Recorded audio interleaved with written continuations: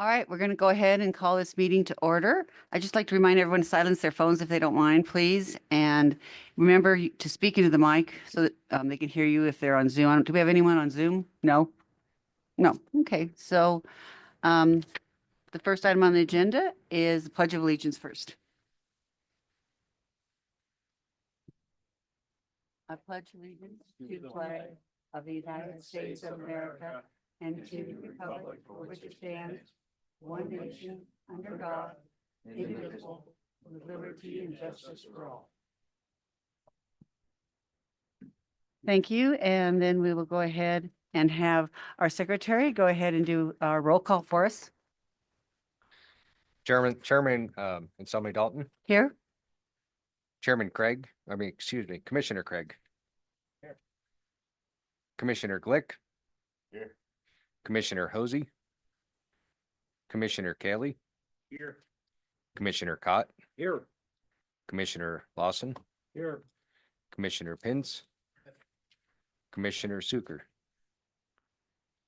Madam Chairwoman, we have a quorum. Thank you for taking the roll. All right. The next thing we would ask is if Director Mead, we have some new staff to introduce, and so he can tell us a little about them, and we can all say hello and welcome them to the office. Thanks. Thanks, Madam Chair. So yeah, we've got 3 new employees, and I just wanted to introduce them, and then I'm going to let them tell you a few things about themselves. So the first one is our new office support specialist, Holly Frank. If you'd stand up.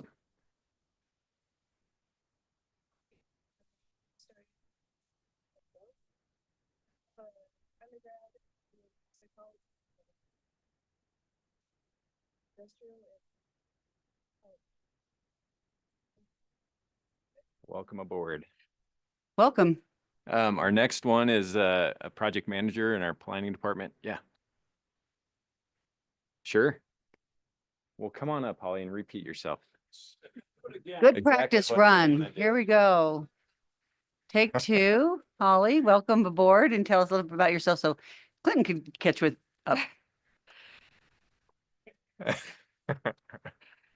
So I started about like a month ago, and I have a bachelor's in psychology, and I'm currently getting my master's in industrial and organizational psychology. Are you doing that at Wyoming or somewhere else? I went to UW for my psychology degree, and currently I'm going through Southern New Hampshire University online. Great. Well, good luck with it. Thanks. Thank you. All right, our next one is Cheyenne Love. We'll put her on the hot seat. She's a new project manager in our planning department. Welcome, Cheyenne. Is this on? Yep. Okay, great. Cheyenne Love, I have an undergraduate in animal sciences with the livestock management emphasis from Cal Poly San Luis Obispo. And then I have a master's in environmental science and ecology from University of Texas at San Antonio. I did thesis research on surface water pollutant loading in the Edwards Aquifer region. Since then, I've kind of bounced around. I went in different order. I worked federal government, U.S. Air Force at JBSA Lackland in their environmental directorate as a contractor. And then I went to local government. In my last position, I was the manager at the Campbell County Conservation District up in Gillette. And now I'm here with water development. So looking forward to working in the office and working with all of you. Wow, you look too young to have been through all that already. That's way too long for us. Thank you. And then your grandmother, you said, was at the San Diego Zoo. Yes, I kind of went into the environmental field. My grandmother was the first female curator of herpetology at the San Diego Zoo in California. So she was kind of the reason why I went into the animal and environmental career. Great. Welcome aboard. Thanks. Thank you. All right, and last but not least is Lonnie Olson. He's also in our planning department as a project manager. I'd like to be able to give Barry a hard time that he's running off all of our planning project managers, but that's not true. They get trained up here and they get better offers, and we can't blame people for improving their lot in life. So anyway, Lonnie, go ahead. Welcome, Lonnie. Hi, I'm Lonnie Olson. I've been with the office since the end of April. I came here from the city of Cheyenne. I was a long-range planner there for about 2 years. Before then, I did my master's at the University of Utah. I got a certificate in sustainability, and before then, I worked at the USGS during the summers in in my undergrad doing trace element research. And then I got my undergrad at UW in geography as well. So happy to be here. Lonnie, it's impressive. You have a stellar resume as well. It's interesting. I really like geography myself. My daughter was the first girl in the state of Wyoming ever to win the state geography bee and go to the national. So I'm very appreciative of that. That's a lot of work, and it's hard to know a lot of things about that. So great. Congrats and welcome aboard. Thank you. All right.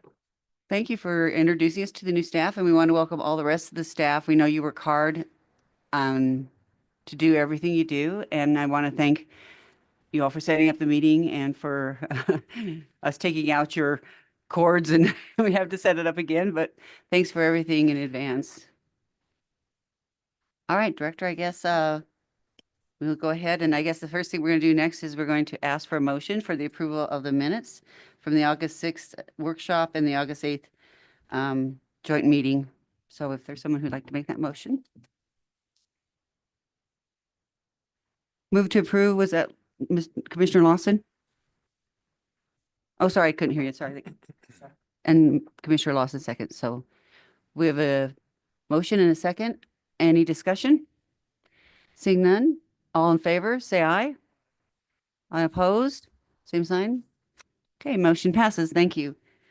The next thing we have is our 2025 planning project consultant selection approvals. And we'll begin with level 1 projects, new development, the Hewlett Water Master Plan. And I think Commissioner Hosey, we can first, I guess, have a discussion. Is there any discussion of the Hewlett Master Plan? Seeing none, we'll go ahead and wait for Commissioner Hosey then. Madam Chair, the selection committee for the Hewlett Water Master Plan Level 1 project ranks the consulting firms interviewed in the following order: Engineering Associates, AVI, KL, and A.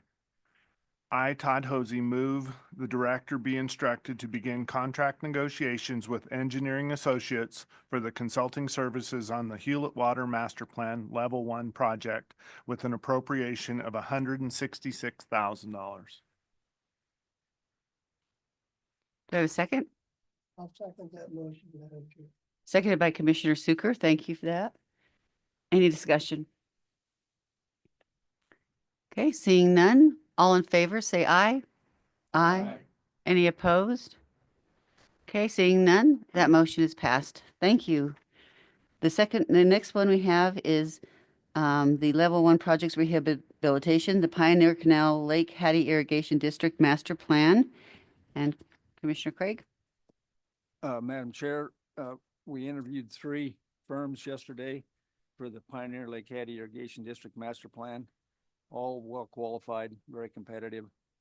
The selection committee ranks the firms in the following order: WWC Engineering, JUB Engineering, KLNA.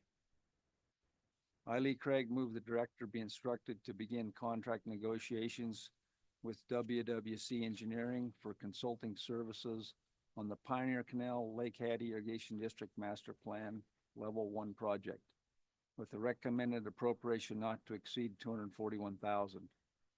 Further, the selection committee offers the following suggestions to the director during contract negotiations: investigate the potential for reduction of total project cost. Thank you, Commissioner Craig. Do I have a second by Commissioner Lawson? Correct?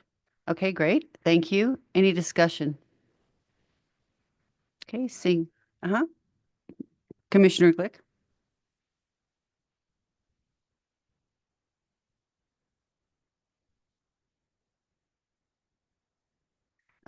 It's hard to hear you, Commissioner Glick. You might want to make sure your mic's on. And I think your question was what the investigation for potential reducing the costs is about. Is that Yes, correct? I just wanted to have a quick overview of what that is describing. Madam Chair, Commissioner Craig? I could address that, or I could ask Barry Lawrence to discuss that. There was a significant difference in costs submitted between the firms. about a fourth. One of the firms was about a fourth lower, 25% lower than the firm that we selected. And there were some line items that we felt had some room for negotiation. I won't specify exactly which line items there were, but there were some line items we felt could be negotiated and maybe have a little cost savings involved. Barry? Morning, Thank you. Madam Chair. I would just add to what Commissioner Craig has said, that it's not atypical when we have that type of situation that he described, that we ask the consultant to go back and, sharpen their pencil a little bit. And that's all we're doing here. Thank you. Thank you, Commissioner Craig, and for that explanation, Barry. That answers your question, Commissioner Glick? Yes, Great. thank you. Any further questions or discussion? Okay, seeing none, we would ask Commissioner Choma.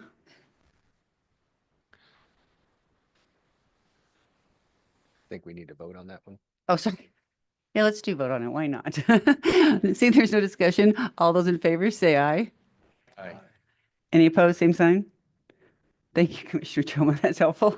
Appreciate that. All right, we're going to go on to the next item, which is the Smiths Fork Irrigation District Master Plan. Commissioner Choma? Madam Chair, the selection committee for the Smiths Fork Irrigation District Master Plan Level 1 project ranks the following consulting firms interviewed in the following order: Forsgren Associates, Sunrise Engineering, and JUB Engineering. I, Bob Choma, move the director be instructed to begin contract negotiations with Forsgren Associates Incorporated for consulting services on the Smiths Fork Irrigation District Master Plan Level 1 project with a recommended appropriation of $272,000. Further, the selection committee offers the following suggestions to the director during the contract negotiations: to accept scope alternate number 1, pipe and siphon integrity testing at a cost of $17,530. Thank you, Commissioner Choma. Do we have a second? Second. Thank you. Is that Commissioner Cott? Yes. Oh, thank you. Okay, perfect. We have a motion to second, and if there's no questions, I'll probably stay on track. Any questions or discussion? Okay, seeing none, all in favor say aye. Aye. Any opposed, same sign? Okay, motion passes. So we move on to the Wheatland Irrigation District Master Plan. And any discussion before we call on Commissioner Kaylee? Okay, Commissioner Kaylee.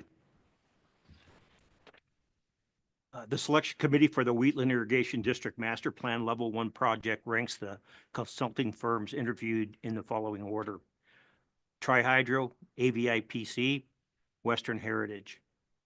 I, Ron Cayley, move the director be instructed to begin contract negotiations with Tri-Hydro for consulting services on the Wheatland Irrigation District Master Plan, the Level 1 project with the recommended appropriation of $472,000.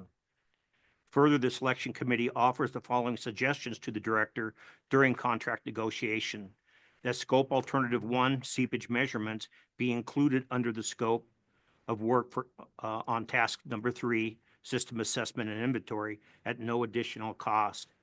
Accept scope alternate 2, web GIS development, at a cost of $15,000. Thank you, Commissioner Kaylee. Do I have a second? Who seconded? Commissioner Hosey, sorry, thank you. Okay, great. Commissioner Hosey, second. Any discussion? Any questions? Seeing none, all in favor say aye. Aye. Any opposed, same sign? Okay, motion is passed. Thank you. And the last one we have for this is the Level 2 projects, dams and reservoirs, the Middle Paposia River Storage Feasibility Study. And if we have, after a discussion, we'll call on Commissioner Pence for the motion. Any discussion? No? Okay, Commissioner Pence?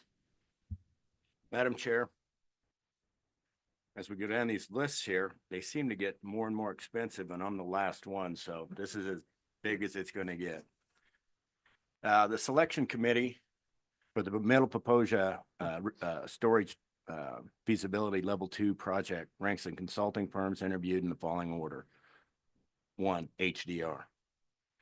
I, Dennis Pence, move the director be instructed to begin contract negotiations with HDR for consulting services on the Middle Paposia River Storage Feasibility Level 2 project with a recommended appropriation of $551,000.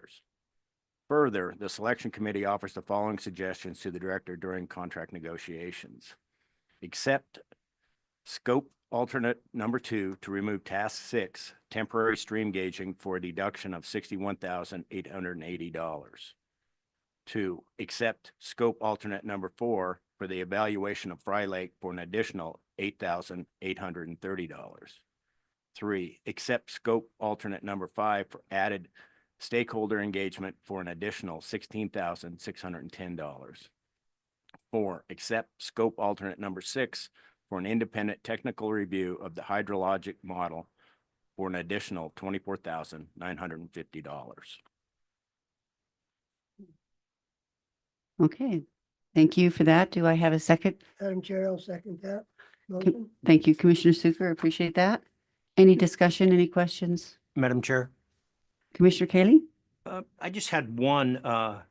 Does anybody know why we only had just HDR for the proposals? I think that's up to you, Director Barry. Any idea?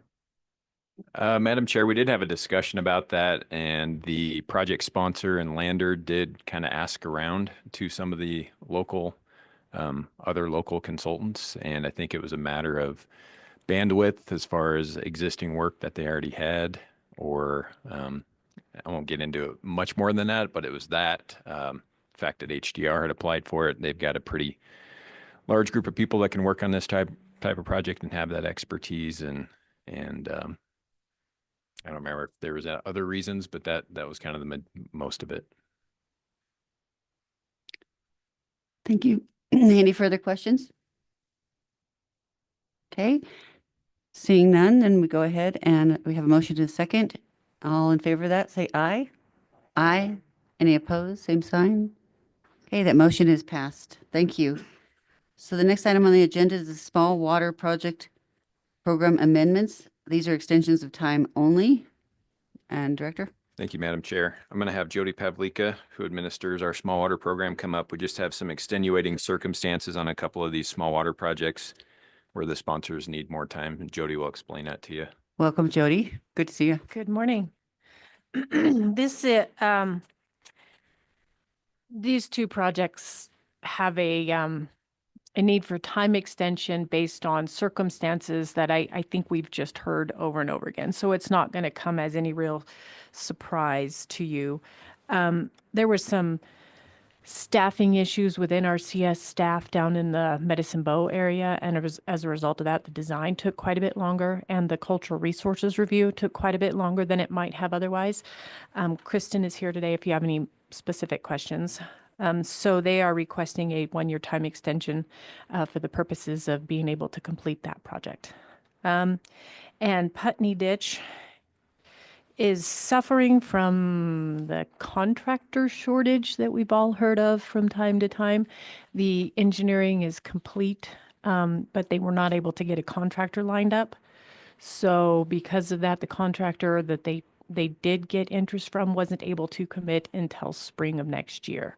So they were wanting to make sure that now that they've gotten it this far, that they can carry it across the goal, if that makes sense. But it just needs a little bit of an extension to allow that to happen. Okay, Jody, thank you. We also have online Kathy Sorensen from the Hot Springs Conservation District here. So welcome, Kathy. Thank you for joining us as well. And can you hear us, Kathy? You're muted, so I'm not sure. Do you have to unmute her? Yes, I can hear you. Thank you. Great. Do you have any comments that you'd like to share with us? I just would like to thank the commission for considering our extension. I was actually out on a project with the landowner yesterday, and he was telling me that he did have his contractor committed to April. as soon as the roads are clear enough to get up there, they will get that project done. Great. Thank you for taking the time to join us. We appreciate that. And thank you for that information. So hopefully in April, as soon as the ground clears, we can get back up on this on this project. Any further questions? So Madam Director? Chair, we have a time extension amendment for each one of these projects for 1 year. So we'd ask for your consideration of those two amendments. Can we do them as a block? Yep. Okay. So unless there's anyone who needs to pull one off, we will go ahead and ask for a motion to approve the small water project program amendments for time only. Madam Chairman, I would like to make that motion. Okay, Commissioner Cott, thank you. Yes, I'd like to move that we approve the time extensions for the Dana Meadow Stockwater Development with the Medicine Bow Conservation District and the Putney Ditch Pipeline Hot Springs Conservation District. Those are time only for 1 year. Great. Thank you. Do we have a second? Second. Commissioner Choma seconds. So we motion a second. Any discussion? Seeing none, all in favor say aye. Aye. Any opposed, same sign? Okay, thank you. And thank you, Jody. And thank you, Ms. Kathy Sorensen. Thank you for joining us so much. We appreciate that, okay? All right, the next thing we have is the idle well status update, and I assume that will be George. Yes. So Madam Chair, you might recall we had extensive discussion on this in August, and George has been working on it diligently since then and just wants to provide a couple of updates on some of those wells. Great. Thank you, and welcome, George. Thank you, Madam Chair. So we have a rather extensive e-notebook this meeting, but we'll begin on page 25 of the PDF. And what I was hoping to do just with that cover page is give you a really brief update of where we are on some of these high-level issues. So first, if you'll recall, there are a number of these idle wells which are associated with state land, and the office met with State Lands October 20th, and graciously State Lands and their field staff have agreed to take the lead on some of this with respect to contacting their lessees, trying to arrange either use of those wells or figure out if there might be somebody that would be in fact interested in them. We'll talk a little bit more about one of those cases in a second, but that's really nice because of the roughly 26 different projects that we're talking about right now. 8 of those are associated with state lands, so we're very fortunate to have their help with that for on the ground contact. The second thing, just broadly speaking, is that a couple of days after that meeting, we met with the Board of Public Utilities, and you'll also recall that there are several wells associated with Board of Public Utilities projects, 6 of them, and we are working through kind of 2 separate things with them, probably one associated with a long-term agreement and then another associated with potential just outright transfer. I would expect to see more information on that probably at our November meeting. So we've definitely been talking with Board of Public Utilities about those. And then I have 3 specific cases to talk to you about. One of the wells, if you'll recall, that we've kept on this list for a long time was one that's called the Big Goose Madison number 1. The project sponsor for that was City of Sheridan, and dating back to the mid-'80s. One of the things that I did in the office was just kind of a recircle around of all of the history and notes of that project, and what I found was, in fact, that the commission had transferred that well.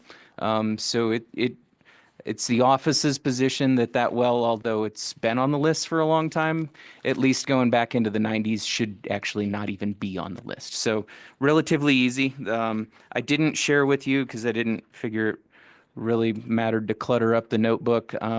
But if anybody after the meeting would like to see what that agreement looks like, it's a relatively simple 3-pager. The commission just transferred over the interest to Sheridan. So I don't think that it warrants tracking that on the list anymore.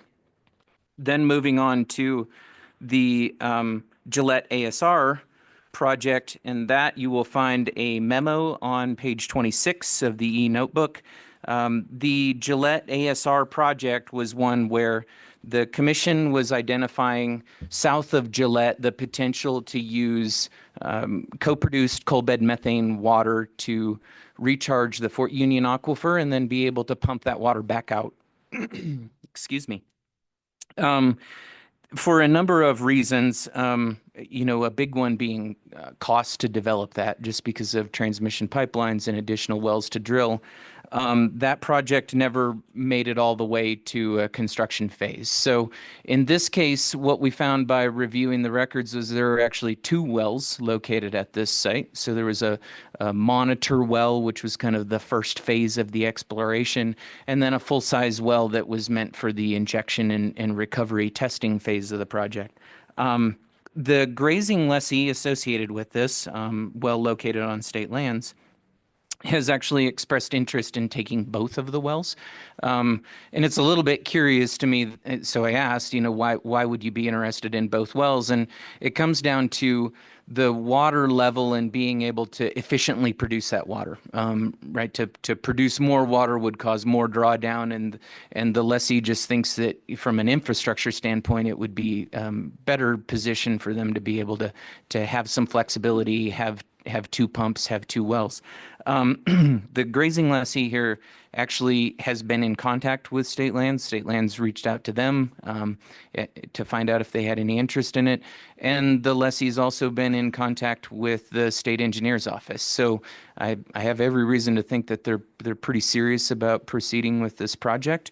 And if anybody has any more questions about the specifics of this ASR project, I could entertain them. Otherwise, the office has prepared a motion at the bottom of the memo for your consideration. Thank you, George. Do we have any questions on this? I've got it. Madam Chair, Okay, Commissioner Sucre, then Commissioner. I guess the Ladden well, do you have an update on that particular well? Aladdin, that's a well that we have, I believe. But are we still leasing the water or the rights to that well? George? On Yeah. volume basis? Madam Chair, we still do have an agreement with Aladdin whereby they're essentially paying us for it. That agreement is not up for expiration at this point. I expect that we are going to have further talks about that well, but I don't have an update at this meeting for that well. Because the last concurrence I had was that they were going to become a public entity and purchase that well. Did we ever offer a price to them, or has that been negotiated at all? And what is our yearly income off the well by the water that they're commissioned to? So Madam Chair, just to follow up on what George said, their existing contract, I believe, expires in July of 2025. So that's going to be coming to a head here fairly quickly. I think there was some turnover in their board. They're already a legal public entity. I don't remember. I think they're an improvement and service district, but I can't remember for sure. It's very little revenue that we get off that. They basically have a meter, and I want to say it's $300 or $400 a year. They pay per gallon of what's used. Last time we spoke with them about it, there were some concerns about the age of the well. In our, I think, professional opinion, the well should last well into the future. I think that's a Madison well. They were considering the potential to drill their own well. And so we will be following up with them again to express to them our interest in providing that to them at a reasonable price. And we'll see where they come back on that. And again, it's their current contract for us selling them water expires next summer. So we'll be moving fairly quickly on that. Good, thank you. Commissioner Pence? George, what happens on that if the lessee on that well, those wells takes ownership and then they down the road aren't the lessee on that land? These people are leasing the area, and a lot of times that turns over. What happens to those wells? Does that guy own them, and then the new lessee has to work with him, or we don't care, it's in his name, we walk away? And George, we'll look to you, and also we want to also say, I know we know Patrick's here. Thank you for joining us, and I know you've been helping on these issues as well. So, George? Commissioner Pence, and through you, Madam Chair, I don't know, to be perfectly honest. The way that the office is considering this based on our discussions with state lands is that the grazing lessee would have to work with state lands in order to fold that within their lease. And so state lands and their lessees would be responsible for the continued maintenance of these. And so the commission would essentially have no interest in them anymore. Patrick, do you want to add anything to that? I don't know if they could hear you. Do we need a mic or?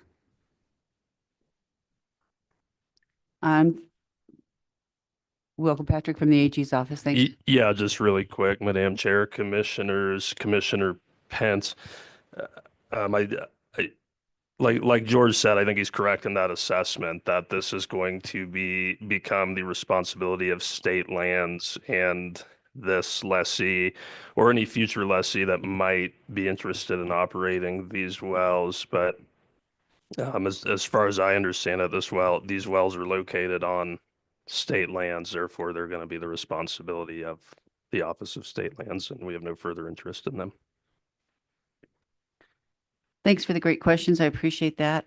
I did see in your memo, George, that it said that we don't have a use for it and that we could plug them, but the motion that we have is at the bottom. Basically, it's a different motion having us direct the office to prepare and send correspondence to the grazing lessee. So are there any further questions on this?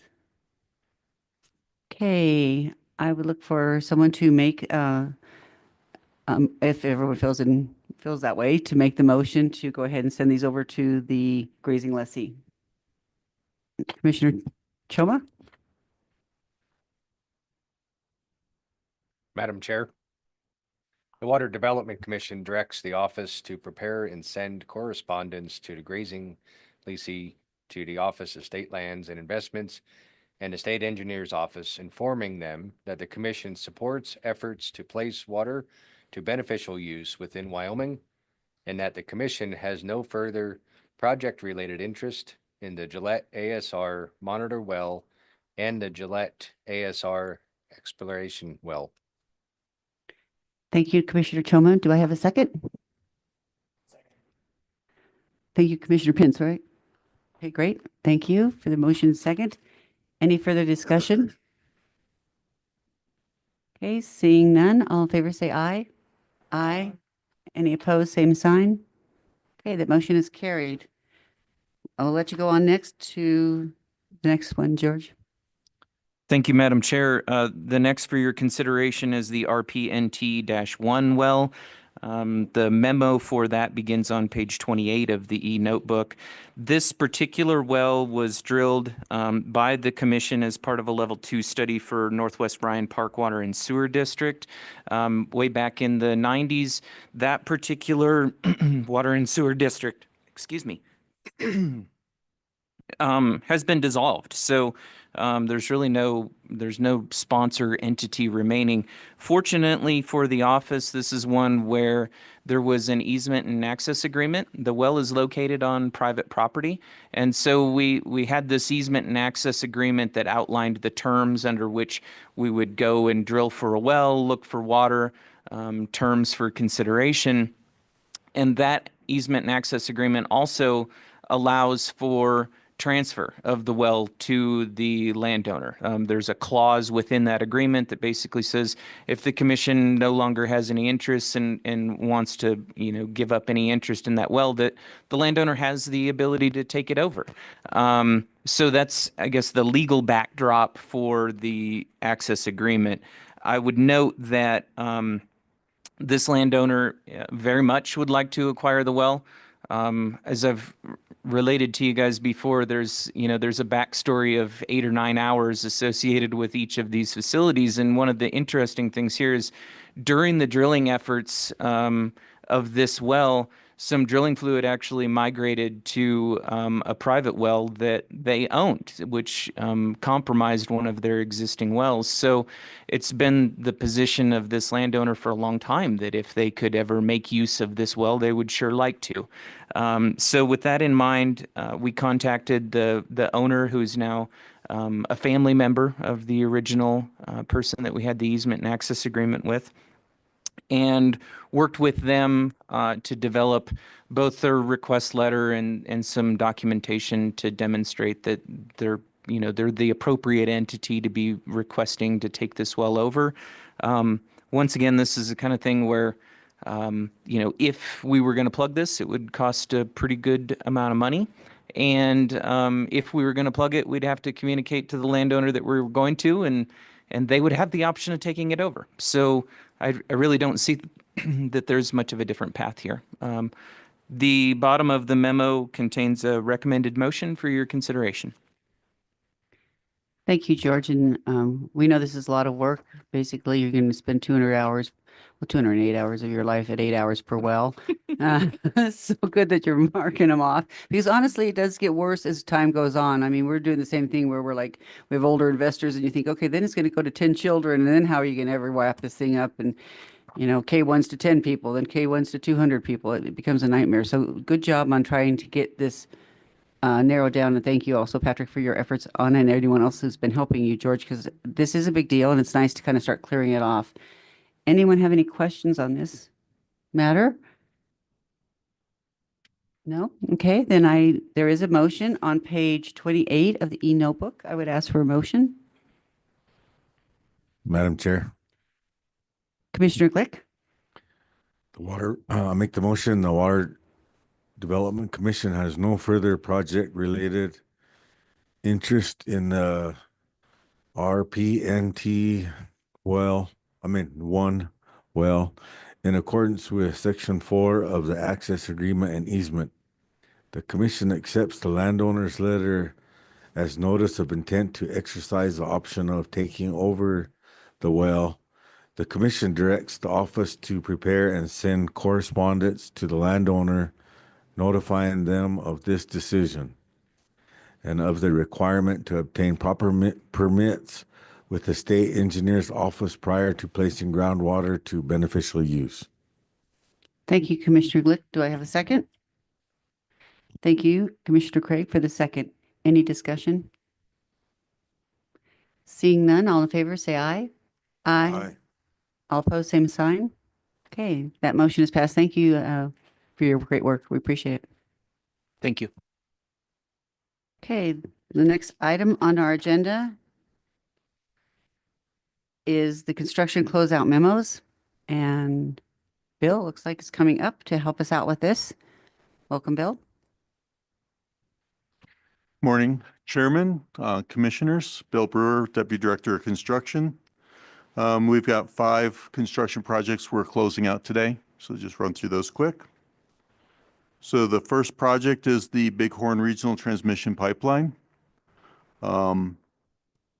This project extended the regional system up there to include the town of Burlington into that regional system.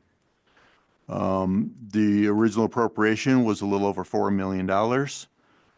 This was probably the first project after COVID that we started having some cost increases. So we came back in and requested $750,000 of sponsors contingency fund, which the commission approved, and we moved forward to get this project completed. They also had our U.S. funding, federal money involved in this project. Engineering was completed by Dowell at a cost of $890,000, which was right at the 20% mark that we allow. Construction was completed by Wilson Brothers. We actually had 7 contractors come in on this main contract, but they were all high, which is when we came in and looked for the additional funding. And then we also had a separate contract for the SCADA work involved in this project. And we only received 1 bid for that, but the price was in range of what we expected for that work. In the end, we had about $250,000 worth of miscellaneous costs. That was mainly related to easements and some survey work involved with the easements, which sounds kind of high until you realize this was 14 miles of pipeline going across almost all private property. So the price per acre was actually reasonable, right along with what we would expect for that area. So in the end, the final project cost was just under $7.3 million. And we will be looking at reverting around $243,000 back into the account one sponsors contingency fund. So at this point in time, this project is completed and closed out. Okay, so if we have any questions, we will take these. We can take these as a block vote at the end, correct? And there's no real vote, it's just informing you that. Okay, so we don't have any motions, so great. So we appreciate that information. So basically a reversion of 242,000. Correct. And some change. Thank you. Okay. So we'll go on to Crystal Bypass. So the next project is Crystal Bypass Pipeline Project. We had discussions on this project back in March, that the sponsor doing an independent study on this project had determined that the cost of the project exceeded what they believed the needs for the project were, and that there was other ways around. So we had moved forward with the idea of closing it out at that point in time. This is just the official closeout that the project is truly closed out, and that the slightly over $2.5 million has been reverted back to ARPA in this case. This was one that was funded with ARPA funds through the legislature. So that money has moved back, and I believe the governor has reassigned that money already. So. Great, thanks. Okay. Sure. Commissioner Craig has a question. Regarding that, those were ARPA funds, and you made the comment that you believe the governor has reassigned those funds. I'm assuming then they're not for use for water development, is that correct? We did receive some of those reassigned funds. Whether we received these dollars or other dollars, I wouldn't be able to tell you, but we did receive about $23 million in what we're calling ARPA replacement funds. So we received ARPA funds and we reverted the water development funds for those projects. So we had 8 projects that we swapped our funds for ARPA funds. Is there a follow-up then? Is there a deadline on us earmarking those funds for project being that they were ARPA funds? Right. They are earmarked as of this point in time. So they are obligated. So that meets that requirement. We had to have them obligated by December of 24.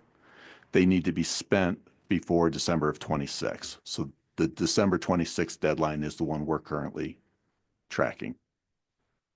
So another follow-up, which I think leads more to the concern. I believe there was quite a bit of discussion in the March meeting about projects similar to this, well, not necessarily similar, but projects where we have approved these projects, relatively large dollar amounts, and then the money is not expended, which I think there were some commissioners who felt we need to certainly encourage our sponsors to, if they are going to apply for these funds, to be very diligent in their research and not to apply for funds that they think they may not spend, I guess is probably the way to say that. So encourage all of our applicants to, if they're going to apply, that they're going to move forward and complete these projects instead of tying up the money when we could use it in other places.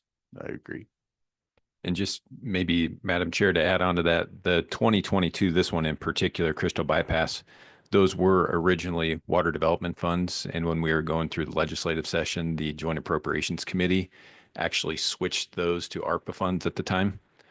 And then I guess the majority of, I think, what you're talking about in regards to sponsors not meeting, say, the October or December of 2024 deadlines are typically the projects, well, in all cases, I believe, projects that came through Office of State Lands and Investments in the water and sewer category. But in regards to the replacement ARPA replacement funds through our projects, which was some of the clawback from the governor's office and then reappropriation. When we went through those projects to present to the governor's office, they were all projects that we felt confident that they were going to get these finished up by that December 2026 deadline. So I don't anticipate any issues there.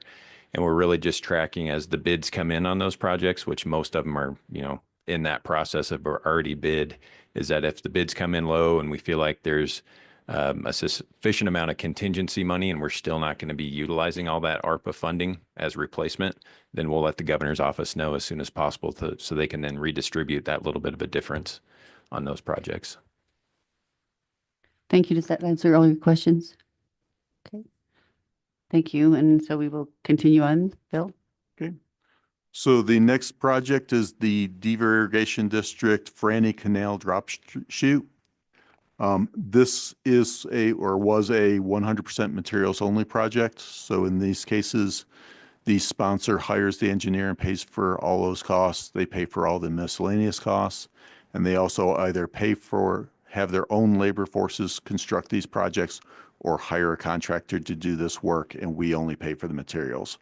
So it ends up roughly about a 50-50 match when we do these projects. They tend to go pretty quickly. This one actually got delayed a year because they had another chute fail in between, and they repaired that one on their own. And then, so the season this was supposed to be done, we leapfrogged it to get the other chute taken care of, which we didn't fund. So it is a little behind schedule for a materials only, but it's well within the scope of the project. In this case, you'll see that there was no construction. Usually in the construction, you'll see that we did bids for supply of materials. In this case, the only materials were rebar and concrete, which we're limited on our choice in these remote areas of which, there's usually only one concrete distributor. So we don't usually get bids. We just take the truckload price that we get at the moment. But still the project came in reasonable. Final project cost was right around $122,000 in materials. So we will be reverting $44,000 plus to account 2 for this project. Any questions? Okay, thank you. Okay, next project is similar. This is the Goshen Irrigation District 56.0 Pipeline Phase 1 project. This is replacing older concrete tile with new PVC piping. So this went from an open canal, tiled canal to a enclosed PVC canal. Again, materials only. They hired Benchmark out of Torrington to complete the engineering. They did the work themselves with in-kind services. In the end, we had the main supplies were supplied by Lamphere Incorporated. We received 2 bids, and we took the lower of the 2 bids. And then there's also in there, you'll see like the contractor amount says 86,000, but the low bid was 61. That's because we also have a lot of concrete, rebar, stuff like that in there that just wasn't bid as part of the project, but that was the final construction cost. And then we had about $3,000 in miscellaneous costs, and that was kind of minor supplies that appear to have come from Menards, Blowdorn, lumber, stuff like that. So kind of like plywood and 2x4s used for framing or forming up the different structures that were disposed of as part of the project. In the end, the total project came in a little over $89,000. So we'll be reverting a little over $60,000 back into account 2 on this project. Great, thank you. Any questions? Okay, you can continue. Thanks, Bill.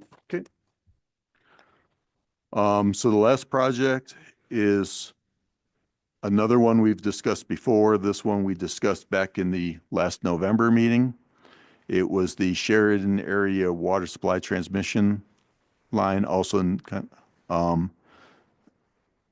this was one where the sponsor determined that the price of the project was escalating above what they believed the value of the project was. So they decided to pull the project and use their existing line that they felt would last for a few more years. This one, in Crystals, we never spent any money, so when we closed up, we were able to close that project out fairly quickly. This one, they had actually spent water development funds, so we had to get them to send us back a check to pay for the money to reimburse us 100%. That process took a little bit, so that's why we're seeing this, 10 months later to actually officially close it out. But we have received our funds back. We will be reverting the full $3.1+ million into account one for this project. One side note, or maybe I can answer a question first. Well, I was just curious, do we not charge interest on this when they abandon these projects? I think we discussed this. Is that, Bill? We did discuss whether or not to charge interest on this, and we decided not to. In the end, they had held the bills fairly long and then finally submitted them only a few months before they decided to cancel it. So at the time, we only had a couple months of interest, so we decided not to. However, then it took us about 6 months to actually get the check back. So in hindsight, maybe we should have said, if you send us the check in a month, we won't charge you interest. And if you send it 6 months from now, we will. Thanks. I just wanted to ask about that because I know it is part of the process that we can charge the interest. So thank you for the explanation. And you said there was a side note? On a side note, we will be seeing this project back again in a reduced form this fall, sponsored by the SAWS water program. They're requesting that this pipeline be installed, but at a reduced size just to supply the SAWS district, where it originally was supposed to be a City of Sheridan and SAWS shared water. So now it will be back as a shorter pipeline and a smaller diameter pipeline. So when what goes around comes around is great. But SAWS, remind me what the acronym stands for. Sheridan Area Water System. Okay, great. So it's a public entity, it's not a developer. So Correct. Just wanted to check. Correct. It's a large rural water system around the area of Sheridan. Thank you. Sorry, sometimes these acronyms I forget and I'd have to go back to my notes. Any questions? Okay, so thank you for that update, Bill. Any further comments on it? Okay, thank you for that. We appreciate it. Thank you. And I guess the next item then is the construction, since we don't have to vote on that, we'll continue on to the construction project modification, Northwest Rural Water Systems Improvement.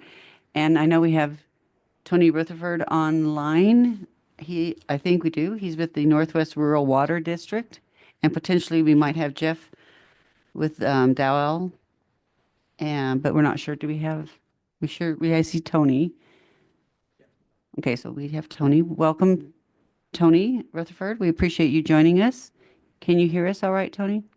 I can. Can you hear me okay, Madam Chair? Yes, we can. And welcome here. Thank you.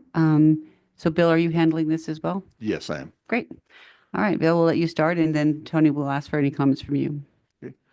So essentially this project is a modification of what was originally requested. Originally, we were requesting additional water storage for the rural or Northwest Rural Water System Program, and mainly in the Sage Creek area and I guess Copper Lane, but mainly the Sage Creek area of their system.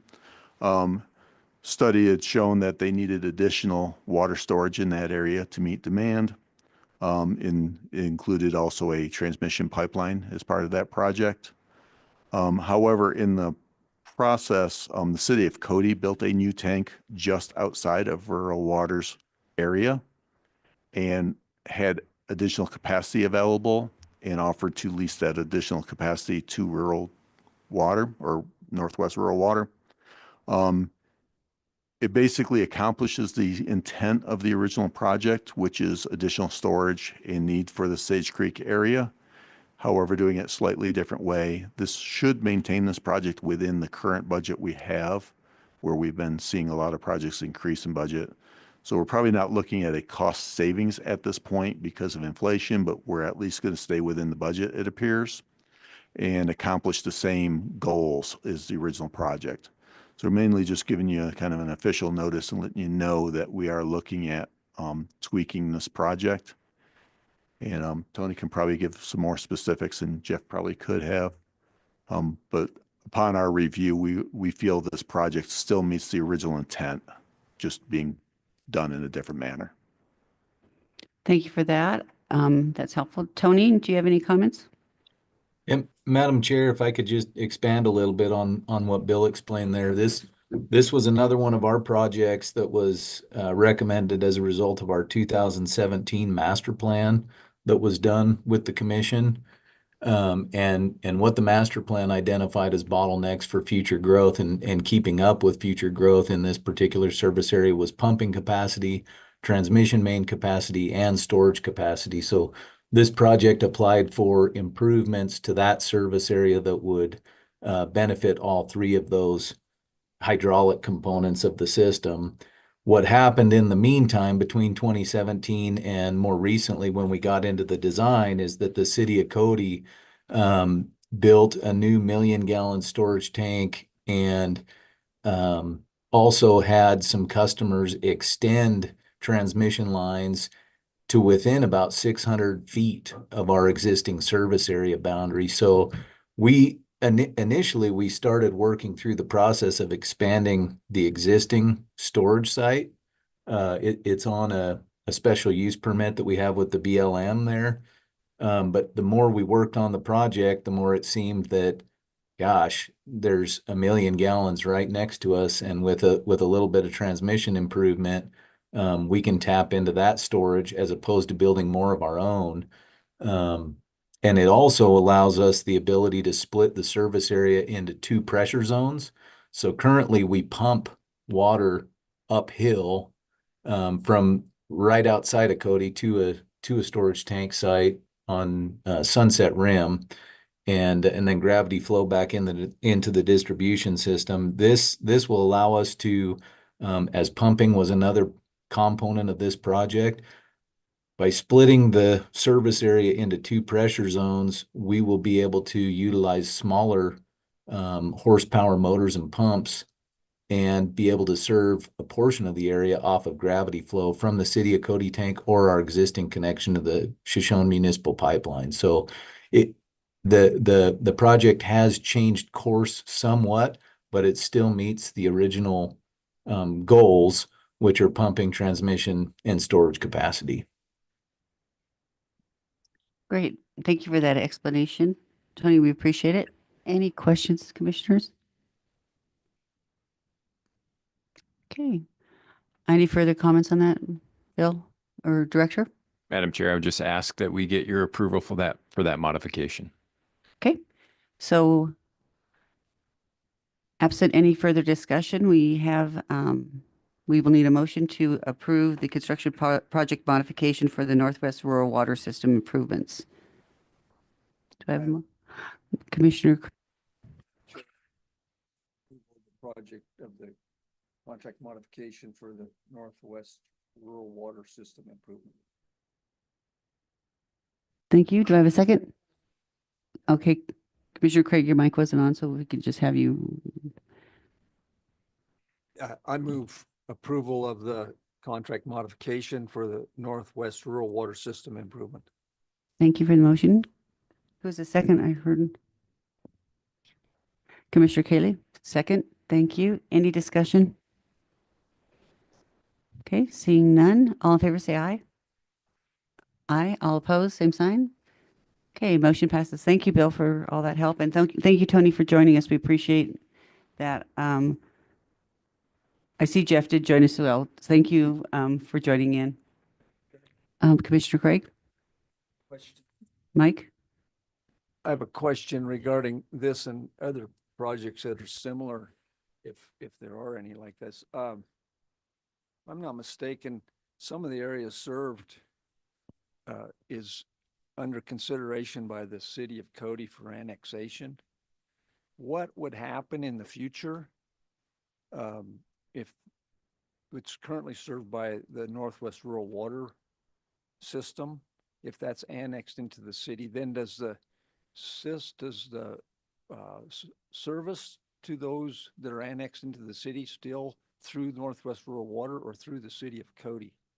Does anyone know how that would work? Would it be negotiated? Great question. Madam Director? Chair, I might kick that to Tony because I'm guessing maybe some of those discussions have happened, but we'll start there. How about that? Lucky Yeah. Tony, comes Yeah. back to you. Madam Chair, Commissioner, Director, I'll do my best to answer that one. We have experienced a little bit of that in this particular situation, and that's actually part of what led to the modification of the design and construction project here, where if you're familiar with the area, the Cody KOA, just immediately east of Cody on the Gray Bull Highway, was annexed into the city of Cody when it was established, 20, 25 years ago, something like that.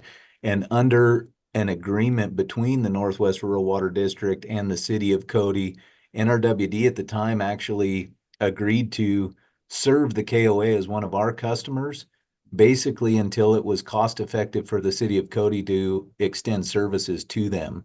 So they were within the city of Cody, but they were our customer for a long period of time.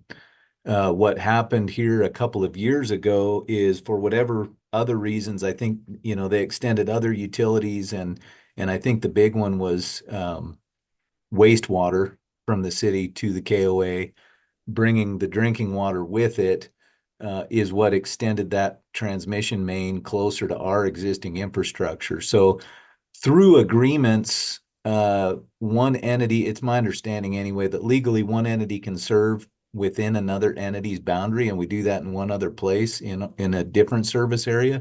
But there are specific state statutes in place that detail what is supposed to take place when a large area is annexed and the actual infrastructure is taken over. We've not experienced that, but there are state statutes that detail how that's supposed to work.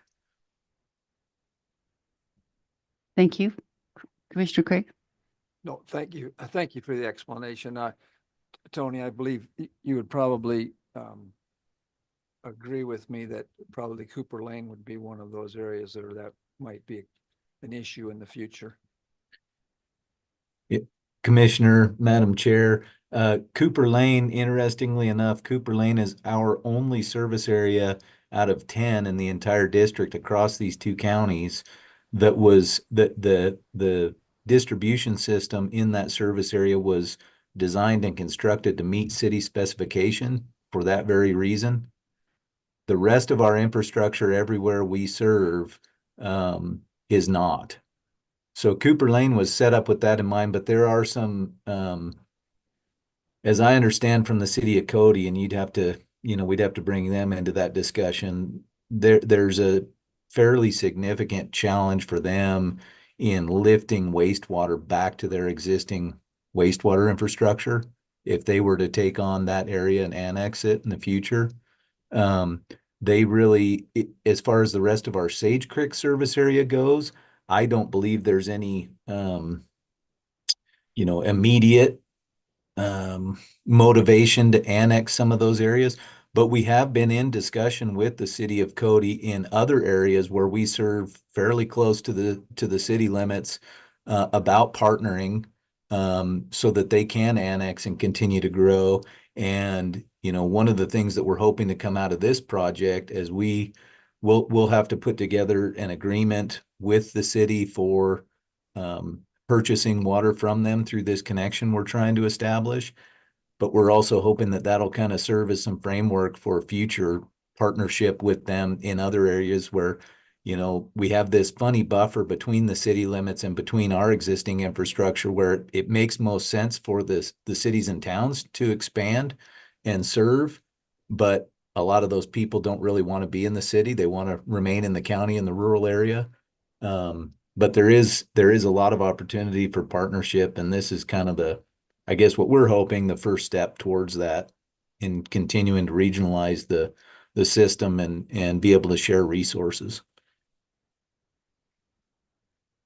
Great. Thank you, Tony, for that explanation. Any further questions, Commissioner Craig? No? Any other questions? All right. Thank you, Tony. Thank you, Jeff. And thank you, Bill. Okay. The next item is a discussion. Do you have any items you'd like to discuss? I was just going to remind, before we go on to the future meeting schedule, that Katie has sent us a link to make hotel reservations. I had some troubles with it, but I think I heard there was another link, so I'll go back and look. But to make those for the November 12th meeting in Casper, again, we'd like to welcome Holly, Cheyenne, and Lonnie to our to the Wyoming Water Development Office. And Director, then I'll let you go over the future schedule. Commissioner Suker? About a couple items. I guess if we talk about well drilling, is there any way that we should change? Is there any way that we should change our criteria to allow the sponsors some skin in the game? Or do we keep drilling these wells the way we're doing it without any commitment for use? And I know it would be a far-fetched thing, but we just, if you look at the wells that we have dispersed or that we're dispersing, there was a couple $1 million in there that we drilled, right? That's was my tabulation of roughly. And we still can do them if somebody wants a well. Let me give you an example, I think. The Pine Haven well, when I was the mayor there, in my opinion, I should have had the state drill that well. That's what we should have done. Because our cost in our original scope was $700 and some thousand for that well into the Madison. And we know an engineer made a mistake. Probably had the wrong engineer doing the engineering and the cost estimate, but it was only half of the money that should have been granted to the well. If I would have had the state do it, I could have, and the well is not good. It's not as good as even the existing well. But just as an example, $1.5 million well that I may not have accepted at the time. The way it was drilled, the amount of volume that we got out of it, and the water quality. So what I'm wondering, should we do something about that so that somebody, we drill a well, at least they got skin in the game. They can, I don't know if it'd be a fee that we could charge or some kind of a commitment of some sort to take the well once it's done. Because we have, I think it's an open process here. There's no commitment by the sponsor to do anything once we do it. So I guess I'm not asking for anything. I'm asking that maybe we look into it to see if there's something better than what we have. Madam Chair, Director. Commissioner Suker, George and I have been talking about that, the way things have been done in the past versus how we should do them in the future so we don't end up with a new idle well list. And I think the biggest part of that is doing more legwork up front. So a definition of success of what that well is clearly understood between the commission and the sponsor. And that if we meet that condition of success, flow rate, and water quality, that then they would take it over. And in addition to that, for them to know all the information they need to know in advance of, okay, if that's a successful well, it's going to cost this much to plumb into their system. That's affordable, rather than, I'm not real certain on how it's been done in the past, but it seems a little bit backwards where we're drilling the well and then figuring some of that stuff out. So it's to get more of that clearly, stated in the first part or before the well's drilled and the money's spent. And then if it's successful, then you shall acquire it. Yeah, I think that'd be a good position for us to look at. I really do. Thank you for that. George, you have anything to add, or Patrick? George? Madam Chair, I doubt I could more elegantly say it. Way to be elegant, Director. We appreciate that. So we just don't want George to spend his whole rest of his life continuing to chase these rainbows. So we'll try to be more careful. George, so thank you. George loves doing that, as he's told me. He likes these sticky things. All right, thanks, Director.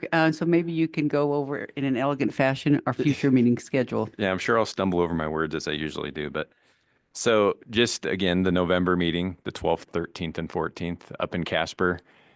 Katie, do you want to say anything about the hotel rooms, or you think everybody's on the same page now with your last email?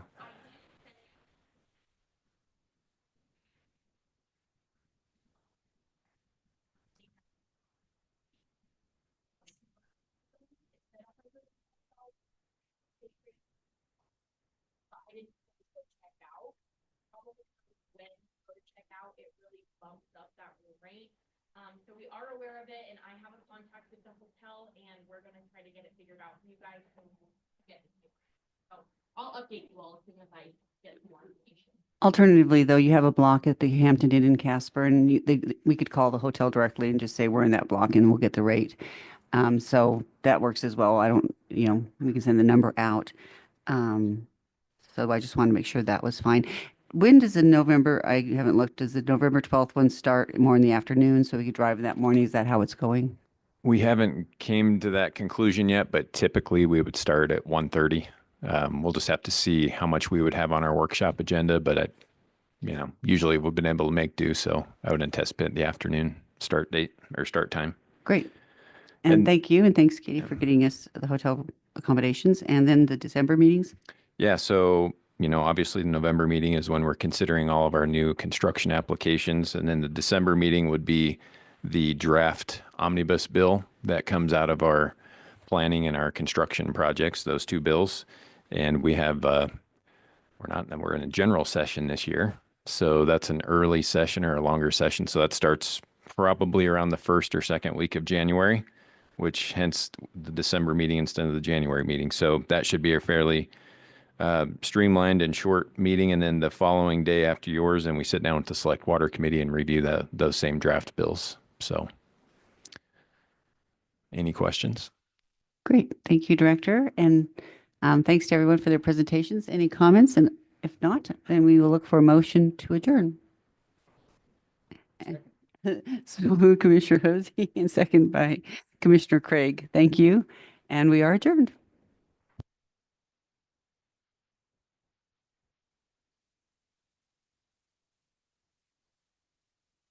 So we have a few things to sign.